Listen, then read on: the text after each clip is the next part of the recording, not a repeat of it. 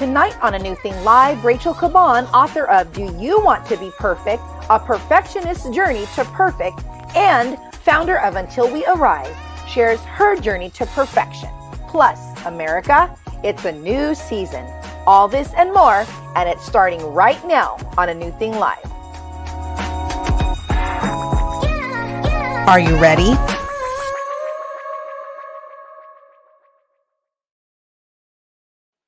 Well, hello, everyone. Welcome to A New Thing Live, where there's something new that awaits specifically just for you.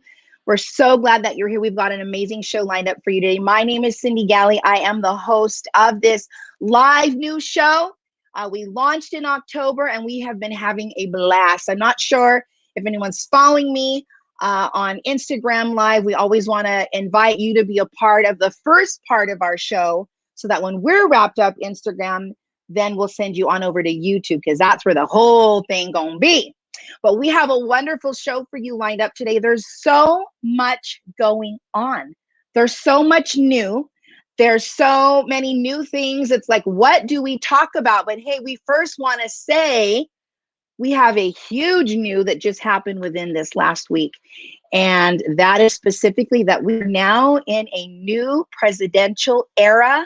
We now have President Joe Biden and Madam Vice President Kamala Harris leading our country and our nation for the next 4 years. So we just want to remind you to pray for them as they lead this country. We're believing God to do some wonderful things. We are believing God to do some wonderful things through their leadership. You know, she is a woman of great fashion. First of all, I just want to say a shout out in the sense of women. This is just something new for all of us. And for even the young women, I'm hoping that you can look and see, wow, there really is a huge horizon of possibilities for me. Those things that are in my heart. I remember being a little girl, and there might be some that would say, I want to be president one day of the United States of America, or I want to be a vice president of the United States of America. And so that's just proof that if it's in your heart, just work towards that. Just work towards that, and don't give up on your dreams. So a big day, of course, historically for us as a nation, and just praying for both our president and our vice president to lead us through all of what America is facing right now with the pandemic, and with even with our economy, and just some of the racial divide, actually a lot of the racial divide that's still happening. So we just want to say, pray for our leaders, and we're just expecting some really good things. Our nation, I believe, is going to become more unified than it's ever been. This has to be, the time is now. This has to be the time where we do that. But I want to say, as a woman of fashion, she appeared on the cover of Elle. This one I thought was really nice. Now, I also do subscribe to Vogue, and I have to say I was a little shocked at the cover of Vogue. And so that's just my own personal, I'm not saying anything. Of course, Vogue is Vogue, and I've got a magazine of my own, fashioned magazine. And so I just was surprised. She looked super casual. She was in her Converse and all of that. But actually, I do want to see what her response is to that. So I'm going to be doing that probably this week, when I can just get a chance to look into, dive into some other additional reading that has nothing to do with what I do every day. So I just want to say again, thank you so much for being here. We've got a great show for you. Okay, a couple of other new things. We are so sad, as many of you may have already heard, that one of the iconic broadcast journalists of all time, Larry King, passed away January 23rd of this year. This man held no punches, and of course his face he's not a stranger to any of us. And so our hearts and our condolences go out to the King family. I know that he had a couple of his children actually had passed away also within a couple of years. So just a really hard time for the King family. So our hearts and our prayers are with you during this time. And so just a loss of a very, very iconic 22 plus years with CNN, I believe. And so we definitely will miss seeing Larry and his brazen questions on the face and in action on CNN. And then, hey, for those of you that are sports fans, I am not an NFL buff or not an NFL guru, but I want to say congratulations, first of all, to the Buccaneers and the Chiefs, because they are making their way to the Super Bowl. And I just have to share with you, my family, my sister, my brother, my other sister, my mom, they all live in Wisconsin. So most of them would say that they are cheeseheads. Most of them would say that they are Green Bay Packers fans. But hey, there are two in my immediate family, my nephew Micah, who actually is a Buccaneer, and my nephew Isaac, who's a Buccaneer. And yes, this picture, I saw this picture and I had to laugh. This is America. This is exactly a great representation of America. One unit, one family with differing opinions, differing sides, differing teams. And hey, that is what America is all about. So I love that. I reached out to my nephew to ask him what his what his thoughts are. I really did want to have him, but he had a lot of homework to do. He's 2 hours ahead. But this is what he said. He said, Mike Evans absolutely destroyed. He was so proud. He actually is wearing Michael Evans' number there on his shirt. And then in his one sentence, he said, we deserve it. Spoken like a true teenager. So congratulations to the Buccaneers and Chiefs. That will be a great game. For those of you that don't watch football, let this be the first time that you watch a Super Bowl game. I love college football. That is the UCLA Bruins. They're my team. And then the USC Trojans, who are right behind them, are also my team, but not as much as UCLA Bruins. But let this Super Bowl, I was just thinking, what a beautiful opportunity and time and way to be able to come together with people that you love, even in the midst of COVID. Of course, we have some creative ways we can do it. We can do it through Zoom. We can hold watch parties, but don't isolate. Don't be by yourself. On Super Bowl Sunday, it's February 7th. So just be sure to make some time for the Buccaneers and the Chiefs. I know it's going to be a great game. So we like to also talk about what's going on nationally, the awareness days or the holidays, really the holidays, but I could not let this day go by without saying that today is National Bubble Wrap Day. So I was trying to remember, like, do people get annoyed with all the bubble wrap? Now they've got all kinds of bubble wrap. There's big bubble wrap. There's oh my goodness, there's small bubble wrap. But anyway, I just had to pull this out because this was one of my favorite things to do when I was younger. I loved pushing in all the little bubbles and just making them pop. I do the same thing with my gum, unfortunately, and that can be annoying to some. So anyway, National Bubble Wrap Day. But more importantly than National Bubble Wrap Day, the month of January, we mentioned it last week, is that it is National Slavery and Human Trafficking Prevention Month for the whole month. And this really is something that's over here. I'm gonna be right over here. This really is something that's going to be really, I think it should be more than January. You know, if there are causes and there are organizations, this is something that is important to you, or maybe it's something that just caught your attention recently and you think to yourself, you know what, I think I want to do a little bit more support. I want to get more involved. I want to do a little more digging in. Well, we've done some of that for you. Our magazine, Fashioned Magazine, does have a blog.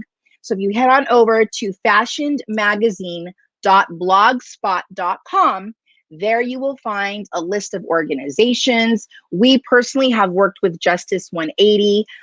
We partner with them.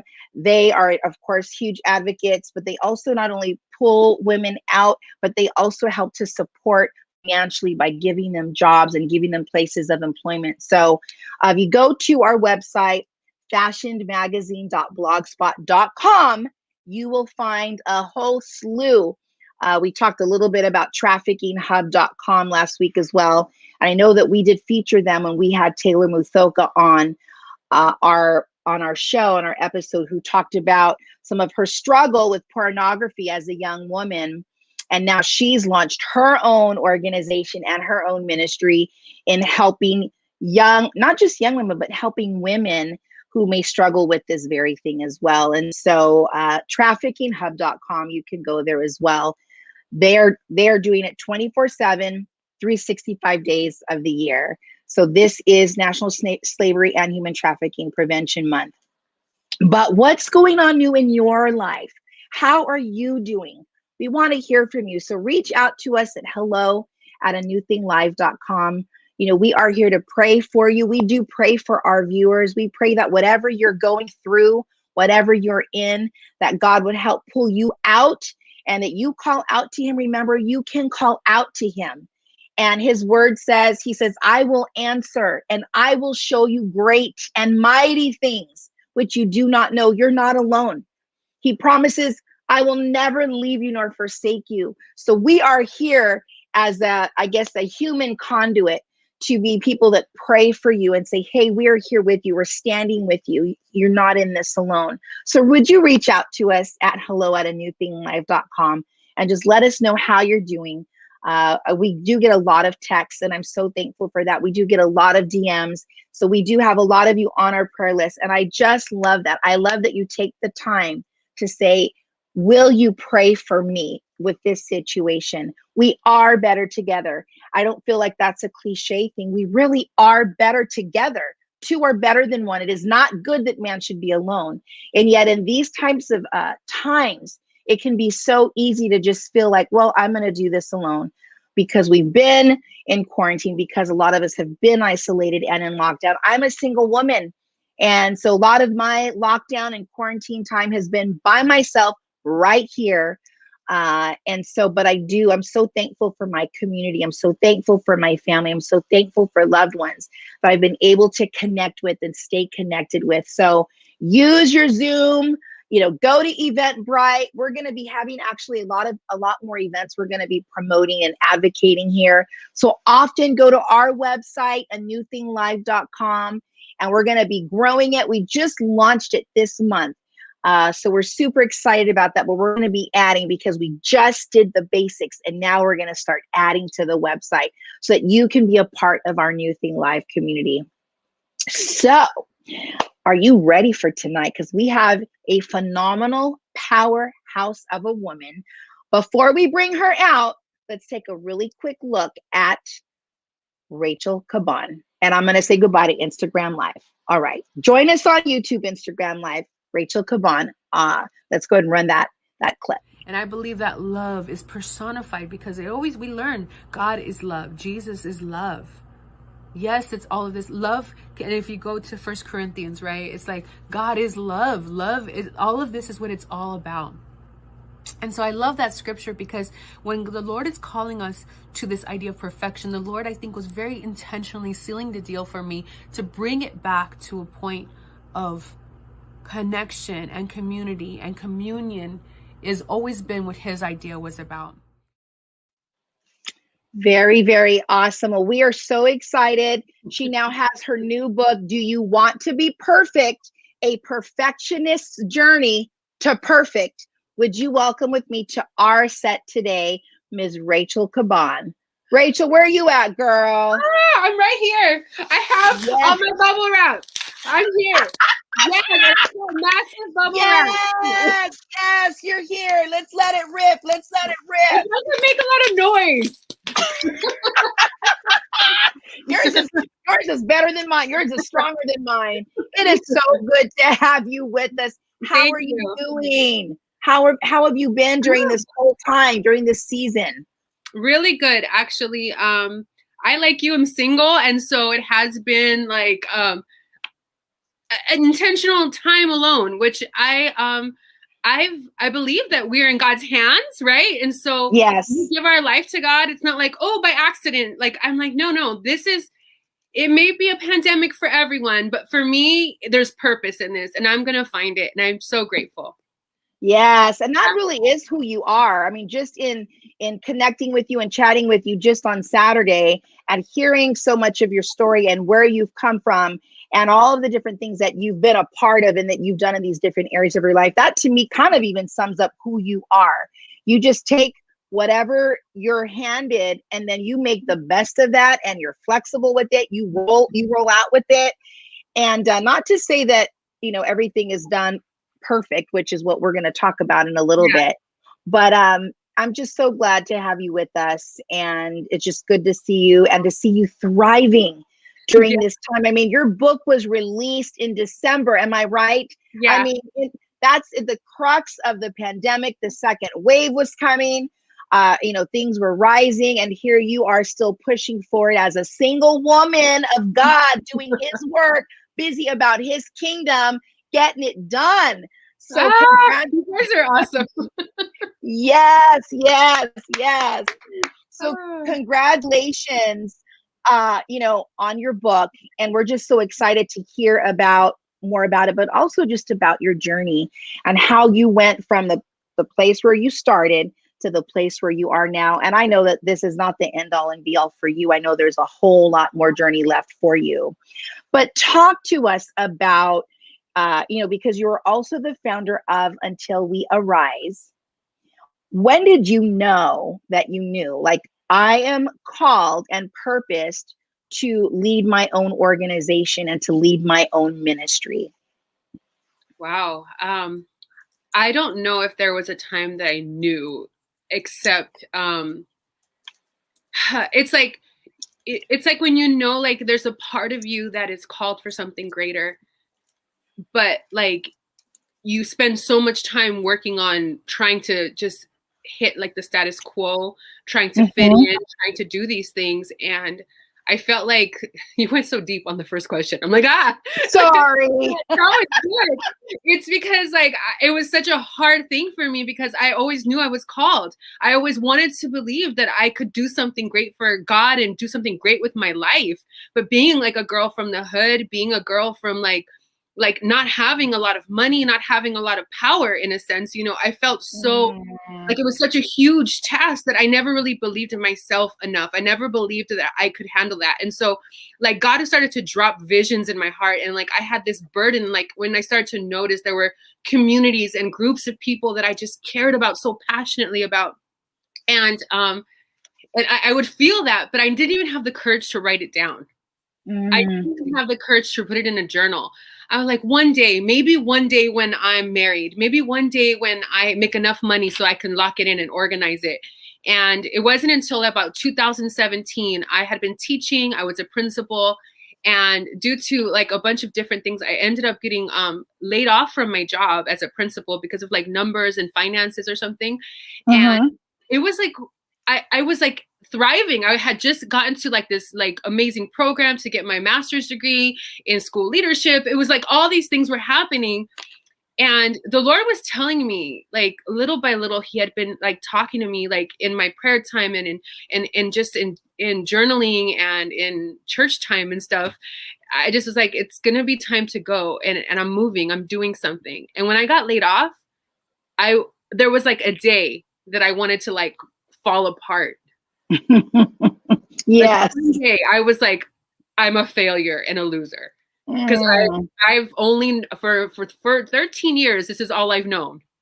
I started teaching when I was 22, and I've been I was in education all the way until I was 37, 36, or however old I was. And I'm 39 now.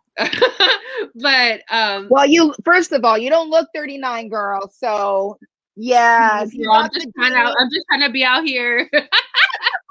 The Lord gave you some good genes, girl. You do not look 39.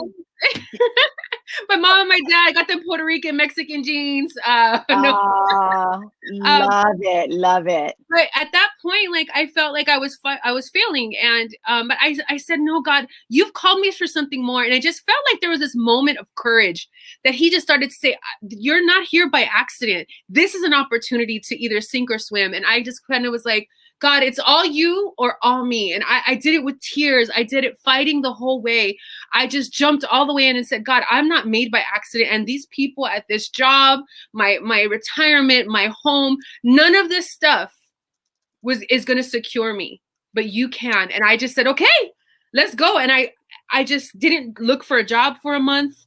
I just trusted in God. I went to some big prayer event and I just started to journal. And I actually journaled. And I remember the day that I started to write down my vision for my nonprofit, I felt afraid to write. And I was afraid to write because I was like, there's always that thought that somebody will see this and be like, what an idiot. You really, what did she think?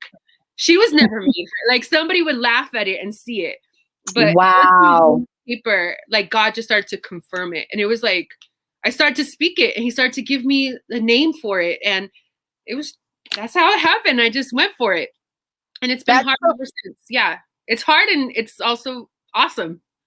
Yes, it's hard, it's awesome, it's invigorating, it's exciting, it's challenging, but you said something that's so important, journaling and writing it down. That, in Habakkuk it says to write the vision down that he may run who reads it.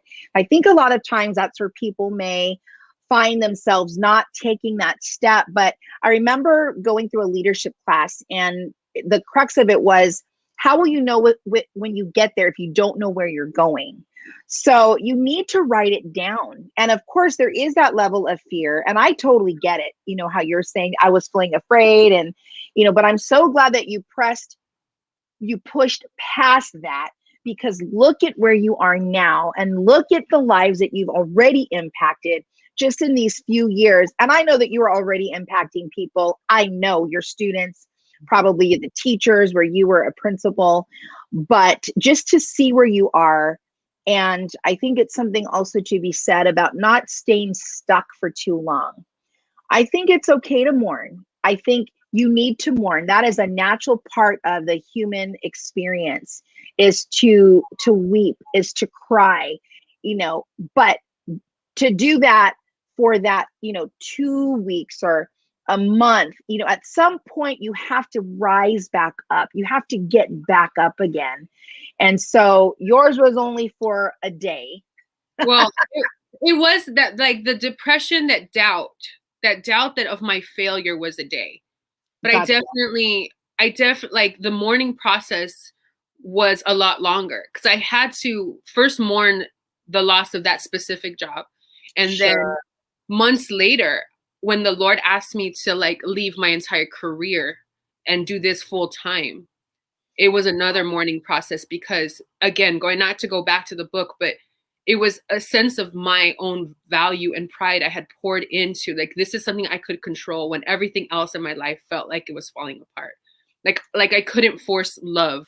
I couldn't get rich like I wanted, but there was like this purpose and this value that I had in being a teacher that said, I'm doing something that matters. And when the Lord was like, I want to be that, I want to be your purpose, I want to be the thing that matters. That was really hard for me because it felt like I'm a very logical person. Like I went straight out. I was like, when I talk about being a perfectionist, it wasn't like I kept everything in order.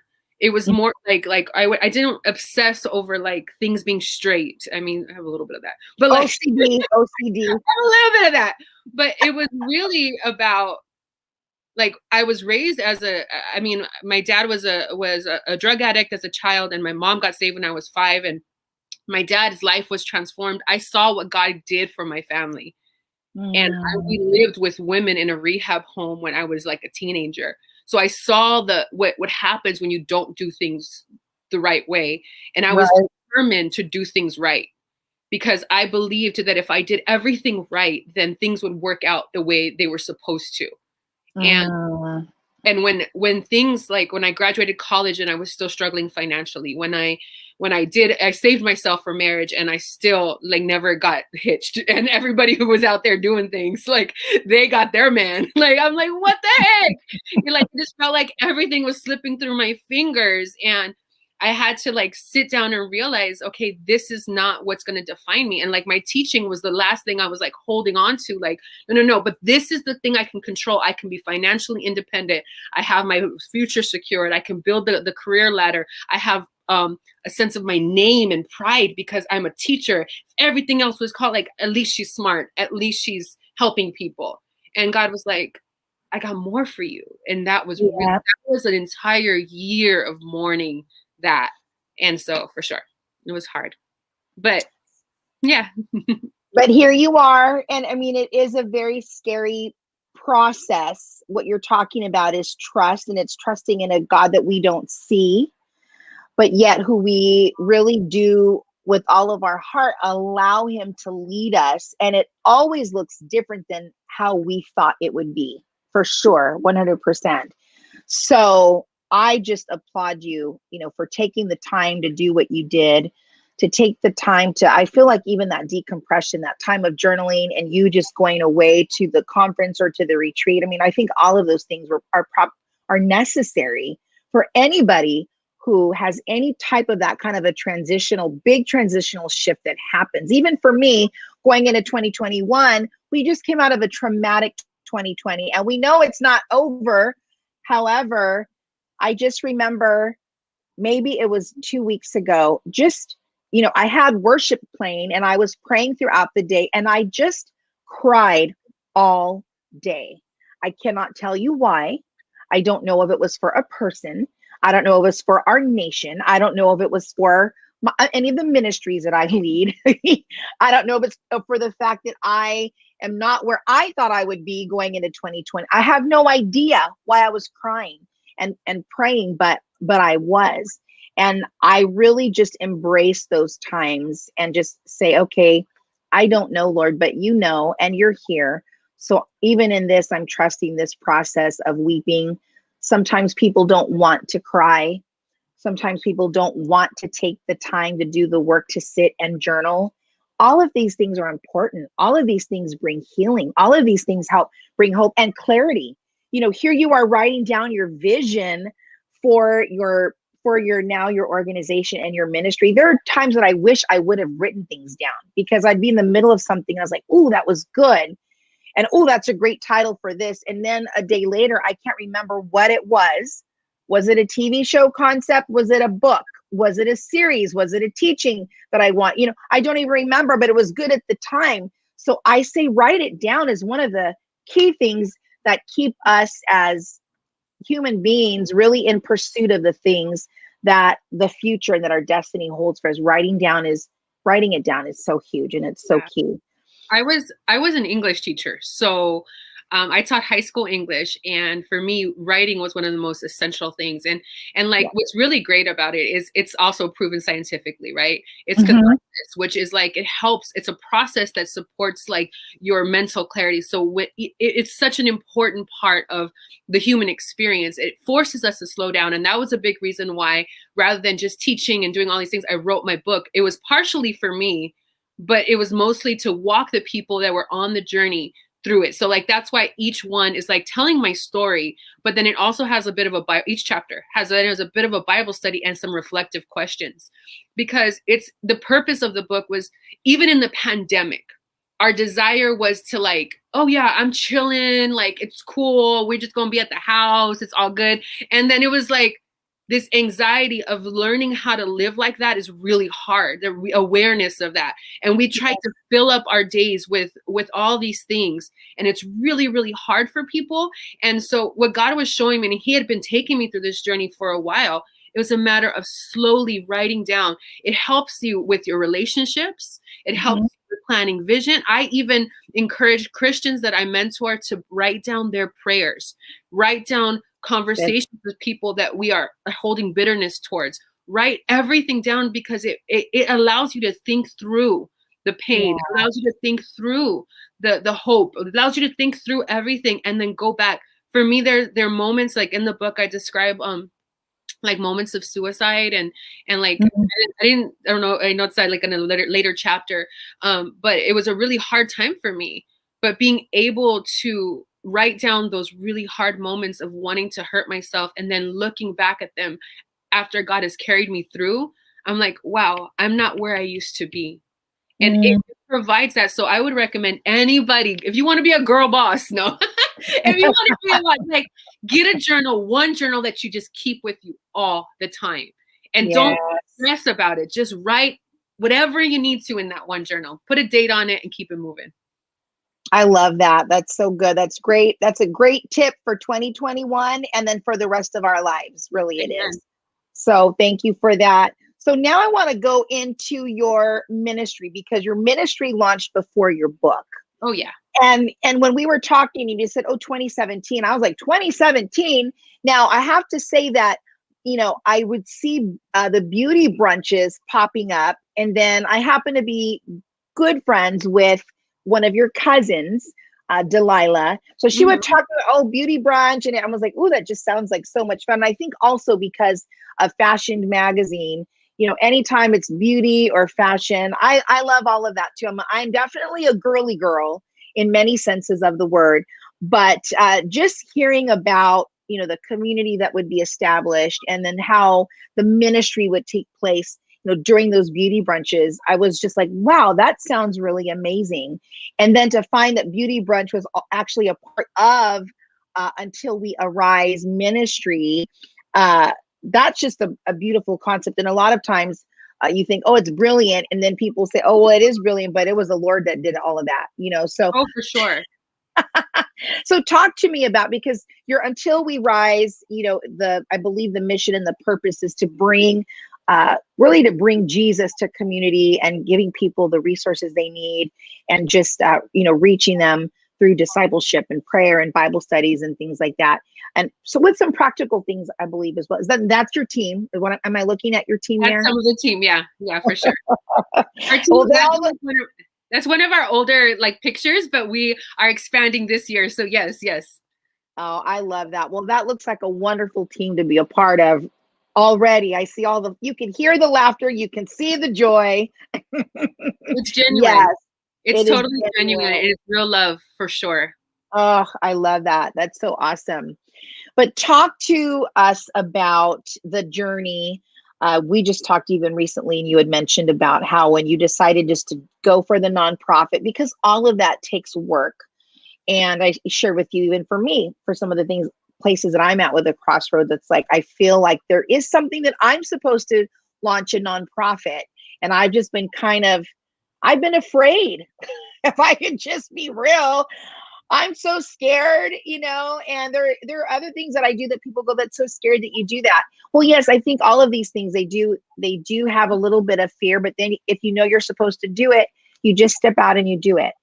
But with this nonprofit, for me, it's so intimidating. So talk to us about the process for you when you realized, this is a group of people that I'm passionate about, and this is what I want to do to help facilitate. And then how did you know that you were supposed to take it to nonprofit, to, from conception to where it is today? Well, I think that one of the biggest things for us to consider as we are, especially if we're going, it can go from anywhere, right? Anybody can do amazing things. But when we are called specifically and God calls us to something, it's a whole other level of confidence that we can rely on. Because in my own strength, I'm not that confident in myself. There's moments that I step out, but it's like when God is giving you a calling for something, it's like a drive inside of you that you can't rest until you move in it. It's kind of like, no, I have to. It's almost like, have you seen those things where the people with OCD have to tap something 4 times, and it's like they have these what are they called? Not traditions, but they have these habits. It's a habit, but it's called something else, but they have to do them. And it feels that urgency, I have to click it 4 times. It's kind of like that. It's like, I've never had that, just that feeling, but it's like, you're never fully satisfied in yourself when you know you have a calling you haven't fulfilled. And, and what's crazy is, I think we talked about it on Saturday, is that it's never like God is like, okay, pick up and throw away everything. It's time to go. He works you into that. It's like baby steps. And yes, I will say for me, Beauty Brunch started first. Beauty Brunch actually started in I think 2014 or 2015, somewhere around there. I can't remember specifically, but I had I was a teacher, and I was qualified to buy a home that I didn't qualify for, if that makes sense. And it was the home that checked off every item on my list. I wanted a small home. I wanted it near the beach. I wanted it to have a single family home where I could have my dogs. I wanted it to be old, but updated, and so I could just move in. And it was all of the things that I wanted on my list, and God provided it for me, even though I didn't qualify for it. Me and my mom sat outside the house, and it was like, this is it. And I was like, yep, this is it. And it was phenomenal. And I said, God, if this is my house, and I remember going through the like closing and escrow and all that stuff, I said, I will use it for you. And I was in the middle. I hadn't started going to my current church, and I just said, I'm going to just open it to have build community, authentic community. One of the biggest things for me as a woman of color is realizing that authentic community and family has been broken down for a long time. So a lot of times, women, we bond, we build culture around food, around being in the kitchen, around conversation. And with the way our society in America is, a lot of that has been broken down. Families are broken and divided for a number of reasons, and people don't talk. And so what I started to do was just open up my house and throw it out on Facebook, like, hey, come on through. I'm going to have a brunch. I'm going to have a brunch. And eventually, as people started coming, it was like, well, let's talk about God. Let's talk about what God says about women. And we would cook together. It was very small and low key. So we would just cook in my house and we would just talk about God. And then I started to want to like, well, let's sing a little bit of songs and let's do this little like activity. And one time the Lord started to show me, like, I want you to talk about the beauty that I see in women. And I was like, okay, like, and so I did this whole little study about beauty, that like the beauty of the word, like going what God calls beauty. And then they were like, we should call this beauty brunch. And so we did. And so we just called it beauty brunch. And honestly, for about a year, we did that for about 2 years, like once or twice a month, girls would just come over to my house randomly. Sometimes it would just be me and Veronica, who is our co-founder now. And sometimes my mom would be the only one that showed up, but that was what it was. And so when I went through that whole laying off process and all of that, like the mission of Until We Arise is to bridge a divided people to loving community, empowering resources, and a compassionate Christ. But the point was, for young adults, like I wanted to reach like the South LA. I want to reach the hardest hit people. But what God showed me was He wanted us to do it through brunch first. He said, do this, restart brunch and do it well. And I was obedient to that. And I had no clue the kind of impact, because in my brain, when I wanted to form a nonprofit, I thought, how is it going to get funded? I need to go into like getting these resources on how to get funded. And I wanted to build the nonprofit in a way that would be funded and that could be easily formatted and organized. And what I realized is I'm forming something that is unlike anything that I always confuse people when I first meet them about what we're doing. It's not easy to get funded, but I will tell you that God has provided every step of the way for everything that I've done.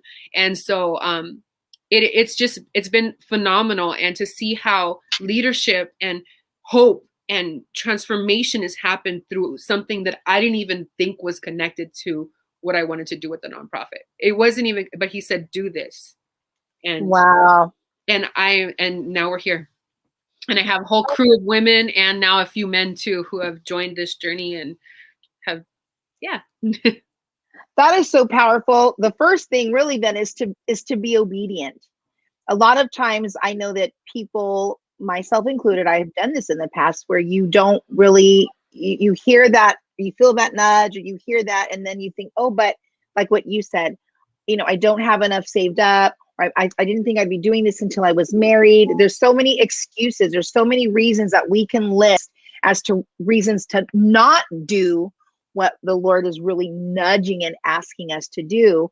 But it's always that obedience. It's one of my favorite things when I read in the book of Joshua is he gave instruction, and then they had to step out and respond before he did his part. And it's like that all the time. So it's so good to see that. And now you're, mentoring women. Women are being trained. Your team is being trained. Your team is learning by experience, in being firsthand in ministry with you. And it's just such a beautiful thing to see what you're doing and empowering and teaching and training other women, all because you said yes to the things that God called you to do. And so, to me, I think, if there's anything that any of you that are watching, she said she started off with the brunch. And so sometimes you don't want to start off because you want to do the whole thing. And it's like, just take that first step. Just take that first step. Recently, I was in a leadership meeting and the question was posed, how do you eat an elephant? And in my mind, I said, "Oh, well, you're gonna chew it." I mean, of course, I love animals, but so I wouldn't really think about eating an elephant. But the question, but I knew what they were saying. Elephant. I'm like, I love elephants. I love cows too, but I do eat cows and chicken, all that. But the person they were asking, they're like, what do you mean? And in my mind, I just said, well, I would just grab a knife and then I would just do it one piece at a time. And then the moderator said that. He said, you would eat an elephant as big as it is. You would eat it just one chunk at a time, one step at a time. And so in other words, don't think you have to bite the whole thing. Just do the one thing that you can right now. What is that one thing that you can do? Maybe it's meeting with somebody. Maybe it's having a conversation. Maybe it's reaching out to somebody. Maybe it's taking that class. Maybe it's buying that book. You know, there's just that one thing. Maybe it's writing it down. Yeah. Yes. And we're going there. We're going there. Yes. And so buying that book specifically. I was going to say something to that though. I just really wanted to speak because it's so good. That was one of the hardest things, Cyndi. Like, I think for me, like, I'm a big picture person. So you're ahead of the game, girl. Like, yes, cut it up into pieces. No, I would have been like, how do we hoist this thing up so we can put it on a rotisserie? You can't. That's a lot of us who have vision. We see the whole thing. Like, we can see how it's going to look in 10 years. And we're like, yes, I want to be there already. And God's like, mija, cálmate, slow down. And the only word he gave me when I was looking for direction on how to build our bylaws and everything for the nonprofit was like, be strong and courageous and do the work. I'm like, that ain't helping me, Jesus. Like, I need some facts. Like, where do I start? And he was like, be strong and courageous. I'm like, that is not like, I was so mad at God for like a month and a half. That is not a helpful word. But I just kept going. And I did obey that word. And I said, okay. And then that's this other thing. Be strong and courageous and do what's in front of you. We're waiting for other things to happen. And God is saying, do what's in front of you. And that's something what I would encourage you to take on. If right now you're saying, I want to do this, but you have children in front of you, take care of your children. You have just a friend who keeps on coming and crying out to you, pray for them. You have like, you don't have a big camera studio. Go like me. Just get a bunch of ghetto YouTube videos and just do it. Be obedient. You'll eventually get better. You can always delete the old ones. Like just yes, girl. You just jumped on that Nike slogan real nice and tight. Just do it. Trying to get a sponsorship. No, just kidding. Just kidding. Oh, I love it. No, that's so good. And for any of you that are watching and you might want to, to know how to find her ministry, we are going to give you that information towards the very end, but her ministry is Until We Arise. We will be providing you the Instagram and the Facebook and the website, although I do believe it's untilwearise.org. But we will be providing that, so just hang on and hold tight because there's a lot more that Rachel's going to share. So now we are going to transition into your book. Girl, that title, it's so frustrating. Oh no. It is so good. I'm like, ooh, that's an intimidating title right there. Do you want to be perfect? Well, do you want to be honest? First of all, yes or no. Answer that question. Do you want to be perfect? Be honest with that question. But then I love that little tagline is a perfectionist's journey to perfect. So talk to us about perfection. What is it like to be perfect? Well, as you can see, yeah, right. I'm so far from perfect. No. I think it really was a wrestling for me. Like, I remember I was doing Instagram lives with a friend and with my friend Vero. She is like the co-founder. So we were just talking about like hard issues. And the Lord started to reveal to me Matthew 5, verse 48, which talks about be perfect, therefore, as your Father in heaven is perfect. I'm like, hold up, there has to be another way to say this. Like, this can't be right because like, why would God ask me to be perfect when he knows nobody could be perfect? That don't make no sense. Like, and so I started to dig and dig and dig. And I was like, what do you mean, God? And then I see him like asking like the rich man, when the rich man's like, I want to get to heaven. He's like, do you want to be perfect? And he's like, the rich man's like, oh, I can like, and I'm like, why does God keep on asking us to be perfect?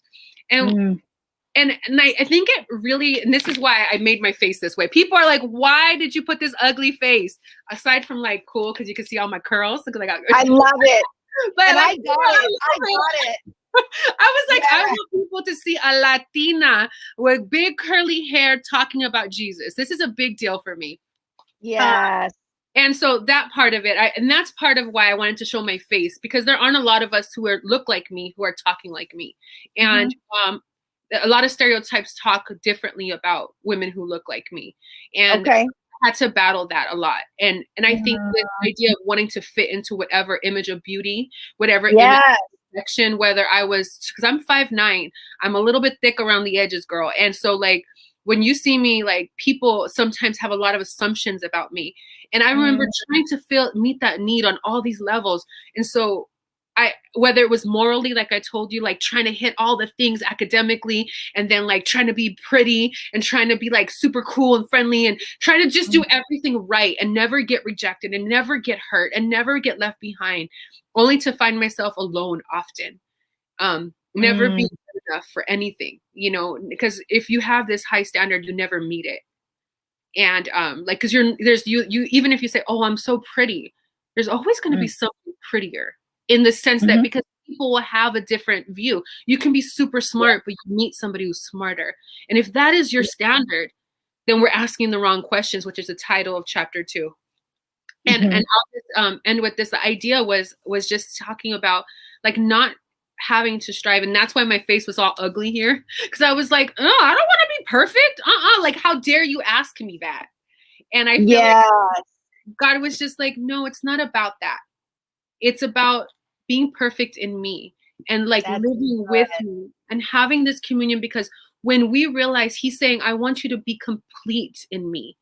And that is that maturity, and saying, God, no matter what this world throws at me, no matter how much I fail, if I have you here with me, then I can face this world. And when I'm walking around and I start to doubt my own flesh, and I start to doubt, like, oh gosh, I'm broke. Oh gosh, this is happening. Oh gosh, like, why am I still single? He's like, Rachel, I promised you who you are. I told you, be perfect in me, be complete in me, trust in me, have your confidence in me, know that I'm right here holding you down the whole time. And that's perfect. And I walked through the story of all the things that helped to build me to where I am. And honestly, I'm praying that I have more volumes of this book as I get to turn 80 and realize what that perfection looks like. Woo, you just gave me chills. Because God continues to build it. I'm stronger than I was when I was 20, but I'm not. I pray I'm not where I'm going to be when I'm 60. I pray that the Lord shows me his perfection and what it means to be complete in him even more every year, every day. Wow. Amen. I mean, that's truly from glory to glory. And you won't be the same place that you are right now. That's for sure, because you are not the same person that you were when you were 20. I absolutely love that. For me, hearing and seeing, 2017, the layoff, and you accepting that, working through that, going before the Lord, and then being obedient to when he's telling you. And now you're not only losing your job, but you're also saying goodbye to this career. And now you're going to reach forward to something new that I have for you, something different. And it's already in you. Like everything that he's called you to do, he already deposited in you. One of the things that I really like about the message of your book is, and I'm a huge advocate of this, is you need to be yourself. You need to be you. Yes. We don't need another person. No, you were created and fashioned to be exactly who you are. And so this is where our mission for Fashioned is no. Don't look at that person and say, I wish I had what they had. I wish I was like them. I wish I looked like them. No, you're not them. You don't look like them. You don't have their personality, and it's intentional. There's a reason. And so I love that. I pray that your book goes out to the nations, to the masses, not just in English, but in Espanol también, because I'm half Black. I'm Blaxican with a little bit of Caucasian in me. But Yes, girl. It's got to go. It's got to go to the ends of the earth Amen. so that this book can touch and really ignite in women who God has truly called them to be, and to dispel and get rid of, you don't have to be perfect according to the world standards. You just need to be who you are in me and who I've called you to be. It makes me laugh. And this is so interesting. I never spray my hair, but today a sweet, sweet, sweet friend, sister who I love so much, said, you need to spray your hair. So I did. What do you mean spray? Because I got this gray growing in right here. Oh yes, I hear you. I see you. There are faint. It's very faint. I didn't notice it until you pointed out. Just like it looked like a heavenly glow. I couldn't even tell, girl. Let me get close so you can see mine. It's all up in here, somewhere right here. My baby hairs. I slicked out my baby hairs so you can't see them. Go ahead. It's my little glory line. It's yes, I'm saying yes. But truly, I have so many people, and again, it's society. I cannot tell you how many sweet people who I love will come up to me. Someone precious just pulled me aside on Sunday and said, there's a powder that you could put to cover this. Now, this is someone who's not in my life every day, but I have people pulling me aside saying, have you ever seen this? And they'll hold up the little spray. There's this spray that you can use to cover that. And I just kind of laugh and I go, I'm 51 years old. Like, I am who I am. And if right now my hair is not dyed, then it's not dyed. And I'm okay with that. I'm okay to take my pictures like this. I'm okay to go on my show like this, because for me, it's about, I don't have to live up to other people's standards. For me, it's like, it's my own and it's my own and who I am in the Lord. It has to go deeper. It has to go deeper. So I hear you, girl. Like, no, and I think that there's an important part of confidence that is a biggest part of growing and being able to do this new thing. Because if you're called to be a leader, to do something new, you have to see things before other people there. Like, you can't take people places, or you can't expect people to go places where you're supposed to lead them.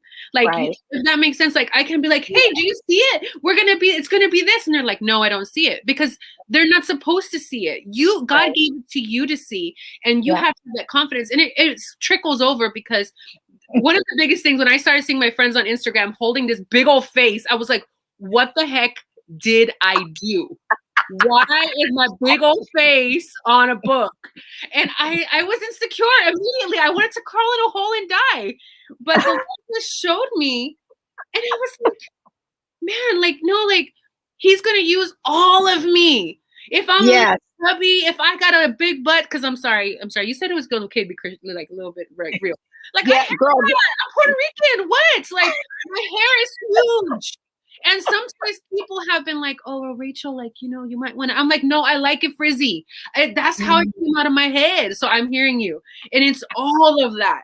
It's to embrace all of who you are, the confidence in who you are, that, like, my story doesn't have to look like everybody else's story to be proud of it. Like, I'm Latina, and my Spanish is not good, but I still speak it. And my girl Becca, she knows, because she's always speaking Spanish, and I'm like, oh my God, girl, your Spanish is so bad, but she keeps doing it, and and that's what it's about. It's walking in confidence. Walking in confidence. I love that, and I want to touch on a couple of other things before we start to wrap up. But you mentioned, I get excited. I know there's so much. I always feel like it goes by so quickly. You talked about the fact that you're single. Yeah. Never married, still waiting on God's very best, saving yourself for God's very best. What has that been like, to be a woman in waiting, and to realize, that there's still things that you need to do. There's still things that need to get done. What and who have you relied on in order for that to happen? And then what are some of the sacrifices that you've had to make as a single woman to be at the place where you are today? That's a lot.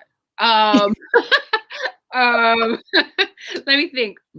Okay. Well, so I had to, like, really look at life completely differently. Like and in chapter 4, which I hope you guys read, is about my journey with dating. And I did some speed dating. I've done online dating. I did have a relationship for a long time, and I thought we were going to get married, and it didn't work out. And I just remember like longing for. Let me go back to when I was 12. I'm not going to take it all the way there forever, I promise. But I remember writing in my journal. I remember writing in my journal once, or it was like a report. I was reading about one of the girls. I think her name was Hannah, and she was in the Holocaust, and she was writing. It wasn't Anne Frank. It was somebody else, and she was describing how she didn't want to be remembered as a girl who was all about boys. It might have been Anne Frank. I don't know. And I remember like, dang, I want to be that kind of girl who's not just about who she connects with. But then I spent all my teenage years being sad because I was tall and none of the boys liked me. And then I was in college, and then I fell in love, and I was like, and then I graduated college, and I was like, I'm single, and I just need to hurry up and get attached to somebody. And how come I'm never my eggs are drying up, and I'm not gonna have babies, and like, and that's my life, right? And I remember just like chasing this dream and having to say, Lord, wait a minute. And he's like, remember that prayer. I'm going to make you a woman that's not just about who you're attached to, because that was part of the study in the word. Like, Rachel, you're not just valuable based on who you're connected to. You have a calling by yourself. And if you're courageous enough to walk in this, I'm going to take you places that you've never been. Because I was jealous of people who are doing their calling with their husbands, but my calling is unique. And the issue of comparison is one of the biggest traumas. And I think one of my friends told me that she quoted somebody who's like, joy's biggest enemy is comparison, something like that. Yeah. And I'm like, yes, like the more I compared myself to how I was living compared to other people, if I was missing out on sex, if I was missing out on fancy trips with guys, if I was missing out on having babies early, I was so focused on that I was not embracing the joy of what I had in front of me. And the reality is I have been able to pursue every dream that I desire. I'm walking in my dreams with the confidence that God is like, as I have given up to the Lord and say, like, whatever it is your way, I'm not sitting around waiting for my man. Yes. I'm building who I am the way God has called me to build. And I already know, because if it's my heart's desire, and I know it is, God is saying, I put that there. I'm going to give you a child. I'm going to give you a husband. Just do what I'm calling, because once you're at that place in your life, you don't get that time back. Your life is shifted. And we're so caught up in lust. Like, people are so caught up on lust. It's not like we don't have healthy relationships with people of the same sex. We don't even know how to enjoy a day, enjoy a sunset without all of what it looks like. And so that, I mean, I know I talk so like around about everything, but it really is deep like that. Like, I had to let the work happen deep, because it's not superficial. Like, I got tired of dating because I'd rather hang out with my friends on some level, because dates were exhausting. Because then when I was going on dates with guys, I did all this like online dating. And there was a season when the Lord was like, go ahead, have some fun, girl, meet guys. And then there was a time where God was like, no. And I was like, no, I'm going to do it anyway. And I would go on these dates with these guys. And then I started to meet all these great guys that checked off every item on my list, but they were not for me. And I was exhausted trying to be around them. And I was like, it ain't worth it. The right one's just going to have to come around when he comes around, because I can't force it. I refuse to. Amen. Amen to that. Can all the single ladies say amen? All the single ladies. If there are any handsome guys who love Jesus, like, I'm still available. So try to hit me up. You just won't know. Like, I'm 5'9", I'm really smart and cute, but like. And she's a girl boss, and she's fierce. She rocks them curls really well and beautifully. Oh man, I love it. I love it. Well, thank you so much for sharing that, because I think that could resonate with so many, not just single women. I feel like that would even resonate with married women as well, is really just pursuing the dreams that are in your heart. And I'm so glad that you did. And I'm so blessed to know you, to meet you. And just really, you were an answer to prayer. And I shared with you on Saturday how we had specifically been praying. And then it's like, boop, I hear. And just like, oh my goodness, I just was like, oh my goodness, Lord, thank you so much. So I've enjoyed having you and your love and your laughter and your life. And God's got you. You already know that. You already know that. So I think you just keep doing what you're doing. Keep preaching your gospel. Keep spreading word. Keep stepping out in faith. And he's just going to continue to fill as you go. He's going to continue to do. He's going to continue to do. And then you won't have to be exhausted with the person he brings you, because then there's not going to be the work that goes into the work that it takes when you're with somebody that you're not supposed to be with. Pastor Monica had her on the first Monday of this month. And I love, she said it, she made a statement. She just said, when God brings it, I can't remember the way that she worded, but when he brings to it, he defends it. He does, he'll keep it, he'll protect it. When we do it ourselves, then we have to defend and keep and protect. And then what's our protection? How are we going to defend something better than God? No, we can never do that. It's like, it's ludicrous and insane to even think that we could. And so when she said that, I said, yes, that's it. That's it. And so, I say yes to you because I'm 51, never married. I know that there is not a guy that I've dated that I should ever have said I do with, or I do too. So I'm thankful for that. But there are some of that have, and that's okay. There's grace. God is a God of grace, and he will give you the wisdom. Again, we talked about earlier, if you call out to him, he will give you those great and mighty things that you don't know, and he's a miracle working God. And so, don't go, oh my goodness, I wish, no, don't do that.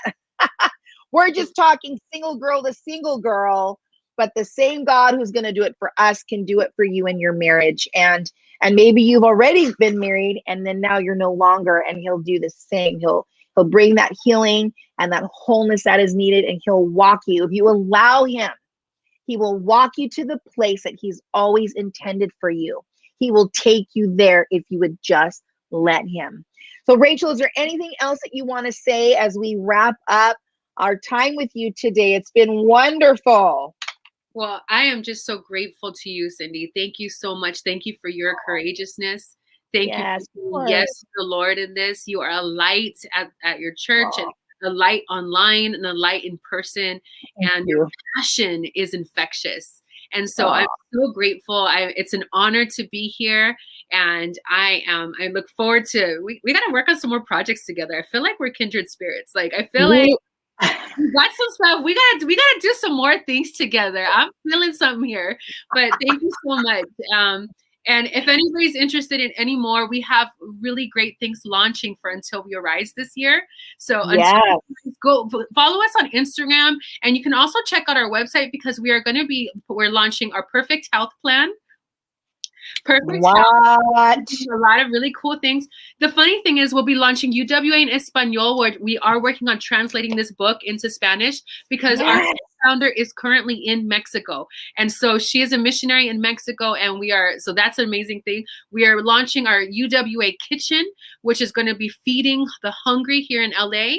And we also, we have a worship, prayer, and then we're expanding brunch. So we'll be having worship nights online that have been super powerful, prayer times, and just be a part of the community. The only thing that is for girls, that's only for girls, is beauty brunch. Everything else is co-ed, and anybody's welcome. I love that. Well, let's get your information up on the screen, if we can get that up on here. For those of you that are watching, whether you're watching live or whether you're watching on demand, her website is untilwearise.org. You can follow Until We Arise on their Instagram at Until We Arise. You can follow them on Facebook at Until We Arise. And then, of course, her book just released, just a little over a month ago, December. It was released in December. On Amazon, you can find Do You Want to Be Perfect? A Perfectionist's Journey to Perfect. I love that. God is so brilliant. if we would just allow him, if we'd open our ears to hear what he wants to say to each of us, we'd all be doing what we need to do to impact and bring healing and wholeness to the world and communities around us. Amen. So thank you for being that person. Thank you for saying yes. Thank you for stepping out in obedience, saying goodbye to your education, career, and doing something that would be eternally impacting people. And I cannot wait to get my hard copy of your book. And we're also going to be giving away a book as well. We do have a game. I don't know that we have enough time to do that game. We had a little game situated so that we could have somebody that would be able to win. I don't know. What do you think? Should we do the little game? I'm here. It's up to you guys. We could also just pick somebody from the chat once we like open it up. Yeah, let's do that. Let's do that. We'll for those of you that are watching, whether on YouTube or Facebook, and of course this is from the live audience. So for those that are watching on demand, some people are so sweet. Sometimes I'll see in the on demand comments that they're still, entering the contest, and I go, oh, I just love that. So yes, if you go ahead and just give a thumbs up. If you give your thumbs up to, I don't know, is that an easy way? Let's play a game. Is there a game? Let's play it. I have time. Do you guys have time? We had a little game. We had a little game. Okay, we had a little game. Let's go ahead and bring out the little game. So this is for those of you that are on Instagram and for those of you that are on Facebook. It's a really simple game. It's called What's That? Or What Is That? Do we have that little... There we go. Yeah. What's that? Okay. So it's only two things. So this first thing is for those of you that are on YouTube. This first image and the first person that tells us what this image is, you have, we're going to give you 10 seconds. 10 seconds. So let me get my little alarm clock to go. My little stopwatch. Okay. So the first person, did we say Facebook? Go. Wait, did I say Facebook? First person on Facebook to say what this is. Kiri, can you?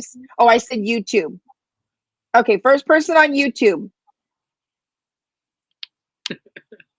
Okay, we're going to get 5 more seconds, and then we're going to call it a day on YouTube. Okay, stop. Okay. Come on, guys. Let's see here. We have somebody that said, Griselda said fish, Sophia said rock, and Jose Caban said tortoise, Adeline Caban said turtle, Griselda said igloo. Who's the first person that said turtle? Oh my gosh. Is that Griselda? Let's see, 808 turtle. Yes, and then 809 tortoise. Okay, can we show what it really is? Can we show what it really is? Oh! It's turtle tortoise. All right, so congratulations to Griselda. She looks like she was the first person to say turtle tortoise. Great job, everyone else on igloo, turtle, tortoise, fish. Rock. I'm glad my mom didn't win. I'm glad my mom and dad didn't win. The Cabans are my mom and dad. That is funny. The parents get real involved, and so we love that. We love that. Okay, so this is for all of our Facebook users. Kiri, if you can take a look at Facebook, because I'm running the time clock here. So we're going to say on your mark, get set, go. Facebook. What is this for those of you on Facebook? Facebook. Okay, I'm going to stop in 5, 4, 3, 2, 1. Okay, I'm stopping it on Facebook.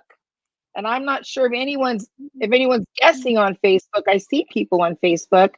Did anybody give a holler at what that would be, Kiri? No. Okay. I see people on Facebook, but maybe it's just we're background noise. First person to log in on Facebook. Maybe we can give them one. Oh, we just said Natalie Martinez said Hollywood sign, and the answer is Oh, Hollywood. Yes. awesome. Congratulations, Natalie. Congratulations to you. Oh, Delilah was right after she said Hollywood sign. Well, good thing So Delilah already has a copy too, so we're good. I love it. I know I'd sent her, oh no, for Christmas or no, maybe for her going away, I'd given her a book and she's like, I already have it. But she was giving it to somebody else. And so I'm like, yes, girl, you go. Well, congratulations then to Natalie on Facebook. You are the proud winner of Rachel's beautiful new book. We're super excited about that. And then on, wait, someone, Griselda on oh, YouTube. Griselda on YouTube. Yes. So congratulations to the wonderful winners. You will be getting your book. We will be ordering that for you. So please, if you can direct message us or private message us, or even at hello@anewthinglive.com and let us know where we can mail that. We're going to hop on Amazon. We're going to order that for you so that you get your very own copy of Do You Want to Be Perfect? And I really believe that that book is going to just strengthen you and empower you. And then when it empowers you, then you're able to use that to empower others. So we don't want to be just silent about this book that we love reading. We want to tell people about it so that they too can have those same experience, the same freedom that every one of us are going to experience as we read that book. So read that book, expecting we've got some, we're wanting some, we want to hear some wonderful testimonies about what God is going to do in your life and through your life as you read that book. Well, Rachel, you have been such a wonderful joy, girl. Just a breath of fresh air on our set. Thank you for giving us your time. Thank you for sharing your heart and your story with us. I know that everybody like myself is strengthened. And I hope that every one of you, that there's something that you know that God has put in your heart. There's something that he's asking you to do. Just take that first step. Just take that first step. Just do that. And Rachel, again, thank you. Blessings to you and to your ministry. I'm excited about the events and all the other things that you have coming out. And again, let's put her website up on there so that people can just take a look one more time, untilwearise.org. And if you haven't yet followed them on Instagram and Facebook, please do that. What would you say? Thank you. We love you. Bless you to you, Rachel. Thank you. Again, we're expecting some good things to continue to come out of your ministry. And so we look forward to having you back with us here on Anything Live. Thank you for having me. Oh, thank you so much. Bye-bye. Bye. Woo, wow, that was wonderful. What a powerhouse. That woman is fierce. And I love that she's so locked into what God is asking her to do. It's like it doesn't matter what's happening in the left. It doesn't matter what's happening to the right. No, she's going for it. And every one of us are called to go for it, to go for it. Just do it. Just do that new thing that's in your heart. Take that first step. And we didn't get into a whole lot of community, but I know that for Rachel, community is huge. When you look at her team and you see those beautiful women there at those beauty brunches, community really helps to hold you accountable and to help push you towards those things that are already in your heart. So do that. Find your community, find your tribe, write it down, and then let's all together, let's make some waves in 2021. Can we do that? Can we just make some waves happen in 2021? I'm so excited about that. Okay, so we're going to wrap it up here again. If you don't follow us, you might be watching us on YouTube. We want to welcome you. Thank you so much for watching us. Would you just hit that subscribe button and hit that notification bell? Every Monday, we have an amazing person who comes and shares what new thing is happening in their life. And I tell you, every episode, I'm so strengthened. I'm so blessed. I'm so excited. This one, I have to tell you, that I had a lot of goosebumps, Rachel. So yes, girl, there's a whole lot of collaboration that's, I believe, on the horizon for us. I'm super excited about that. But if you don't yet follow us, follow us on Instagram. We are a new thing.live. And on Facebook, we're a new thing.live. And then our website is a new thinglive.com. And then, of course, YouTube. And so we want to, again, just say thank you to Rachel. Thank you to her ministry. We're super excited about this new release of her book. And if you haven't yet, if you say, well, I can't just yet, we'll put it on your wish list then. Just keep it on the forefront of your mind. We want to support her and the work of her hands. You always want to invest your money and your time and support things that are impacting people where there's a good work being done. You always want to invest in good fruit and good land where there's going to be a good harvest. And Rachel Caban is that very thing. She is good land to invest in. So thank you so much for watching. We're excited that you're a part of our A New Thing Live community. Have a great week. Remember, always, there's something new specifically for you.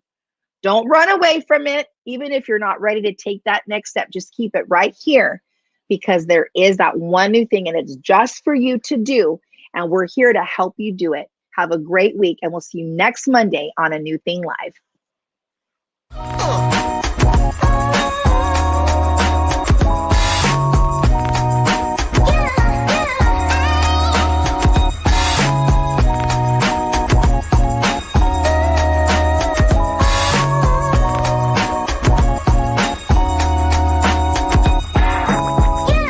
Are you ready?